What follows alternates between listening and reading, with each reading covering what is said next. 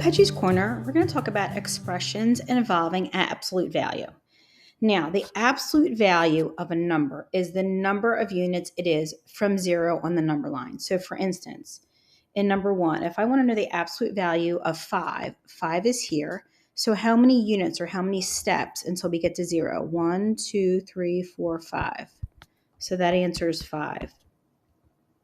What about the absolute value of negative 5? Well, negative 5 is here. And we're still going 1, 2, 3, 4, 5. Now, again, we don't care which direction we're going in to get to 0. It's always going to be a positive. So how many units to 0? In both of these cases, it's 5. Now, when talking about absolute value symbols, absolute value bars, they are considered grouping symbols when we're doing PEMDAS. All right, let's look at example 1. Now we see that word evaluate that we've seen before. That means give it a value. What's the value of the expression that they give you? In number 1, the absolute value of 1/2 is 1/2, right? It's always going to be positive. And number 2, the absolute value of negative 0.5 is going to be positive 0.5. So again, we can find the absolute value of fractions or decimals, doesn't matter. Now on number 3, remember grouping symbols. So we're going to do this first. What's the absolute value of 10? Well, that's 10. And this negative in front is considered negative 1 times that. So we're going to get negative 1 times 10 is going to be negative 10. Now on number 4, a mistake that students make, which you completely understand, if I had something like this in parentheses, I would take negative 1 times negative 10 and I would get positive 10. But I'm not dealing with parentheses, right? I'm dealing with absolute value bars. So again, we have to do order of operations. That goes first. We never distribute with absolute value bars. The absolute value of negative 10 is positive 10. And then again, just like we did in the last example, we're going to multiply that by negative 1. So my final answer there is negative 10. Okay, let's combine a few. Example 2, again, we're asked to evaluate. So the absolute value of 10 is 10. That minus is not inside the absolute value, it's out. So we're going to leave that there. And the absolute value of negative 3 is positive 3. So my answer there, my final answer is 7. Okay, on number 2, again, my negative is out front. I'm not distributing that. The absolute value of 5 is 5. Then I have another negative sign that goes outside.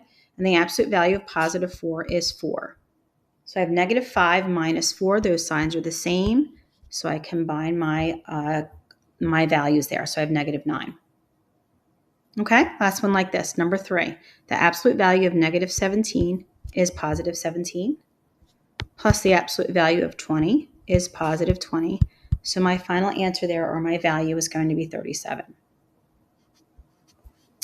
All right, let's look at the next section. We're going to evaluate the absolute value of the algebraic expression.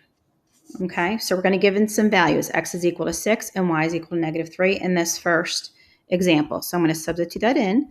First, negative 2 times 6 times negative 3 plus 5 times negative 3. Now that whole thing is an absolute value, so I'm going to worry about that last. Okay, so I'm going to multiply and division from left to right. So negative 2 times 6 is negative 12. Negative 12 times negative 3 gives me positive 36. I can't forget that absolute value symbol, right? Then I have 5 times negative 3, which gives me negative 15. Okay, so now I'm going to work on what's inside the absolute value of 36 minus 15, which is the absolute value of 21, and the absolute value of 21 is 21. So we're all set. Okay, let's look at some similar ones. Now, in number 2, again, we have x is equal to negative 1, y is equal to 7. In number 2, that 23 is outside, so I'm just going to leave that. Same thing with that negative. Now I'm going to substitute in my value for x. So I have 3 plus 4 times the absolute value of, 4 times x, and x is equal to negative 1. So I have 23 minus, I have 3 minus 4 there, right? 4 times negative 1 is 4. So that gives me 23 minus. Now 3 minus 4 is negative 1. So I have 23 minus the absolute value of negative 1 is 1. Remember, we have to be careful. We're not distributing when we have an absolute value. So 23 minus 1 gives me 22, and that's my final answer. Okay, let's do one more. So the same thing. I have negative 50 minus 2. My x value is -1 minus, I have -4, my y value is 7 minus 3. So I have to be careful. Sometimes it's a good idea just to double check before you dive into that problem. Make sure your signs are correct, your values are correct. So this gives me -50 minus 2 times -1 is -2 minus, there's my absolute value, -4 times -4 times +7 gives me -28 minus 3.